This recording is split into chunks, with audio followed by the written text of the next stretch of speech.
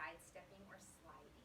So those are kind of the 8 things that they will be assessed on when they get into elementary school, and they'll be assessed on it all the way up.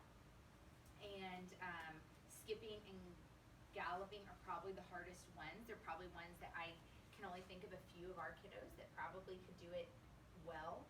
So I was just going to give you a couple tips of things to say if you're trying to put those together for someone you feel like is close. Skip is actually a step, then a hop, and you switch feet. Step and a hop. That's all it is. Literally a step and a hop, and a step and a hop. And then of course they can do this. You know, and then as they get more comfortable, it gets faster, and then, you know, you're like, oh, they look like they've been doing this for years, right? So, and the galloping is very similar, except you're not switching your feet. So it's step, bring the other one together. So it's, I kind of like to think of it as your front foot running away from your back foot, and it never can be caught, right? So it's always trying to catch up, and it never can. Of course, you can switch feet, and now this one gets to run away from the other foot, you know? So I like to, we were going to do a bunch of relays. We'll do that some other time, but there's so many of us that I was going to do relays and stuff. Obviously, with our kiddos, we don't have a ton that like to play all together, right? So I do have a couple of activities that would work. If it was like your 2 kiddos and the 2 adults that are working with them, you could do 4. Most of the activities I put down are for 1 or 2 kids at a time. And the first one is toe tag. So these are your taggers. Everyone can grab one. And there's 2 more up there. Doesn't matter what color you are. These are cut shorter because they're a lot easier to maneuver and control. Who else needs you got them? Here you go. Okay, so when you find a partner, Brittany will be my partner since we're purple twins.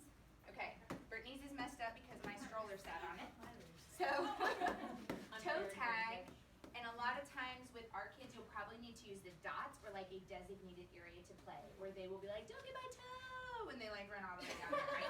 And you don't want that. So generally, you're trying to stay in one area with your partner. You're starting with them touching. On a count of 3, I am trying to tag Brittany's foot. I'll give you Brittany in just a second. I am trying to tag Brittany's toe before she tags my toe. So not only am I aiming and using my hand-eye coordination, I'm having to then also dodge and move my feet so she doesn't get me. Now, one thing, this is working on a lot of things for our kiddos, and the other thing is you don't have to use your toes. We can do body part identification. You can say you have to get my knee, and they have to find your knee and get your knee. You can say get my elbow. I really wouldn't go past the elbow because you might get like bonked in the head. So, but I would say elbow, waist. You could even, if you have a kid that knows the general joints, you know, all the way up, but they aren't as comfortable with like shin or calf or upper leg, you know what I mean, or things like that. You could always add it to make it a little more difficult. You could do belly buttons. You know what I mean? It doesn't hurt. So I know a lot of our children are boys, and you think like, oh, I don't want to do belly button because they're gonna, oh, you know. But you know, they don't hurt, so it should be okay. So on the count of 3, and you count together, you are trying to get their toe before they get yours. So why don't you play this? All right, 1, 2, 3.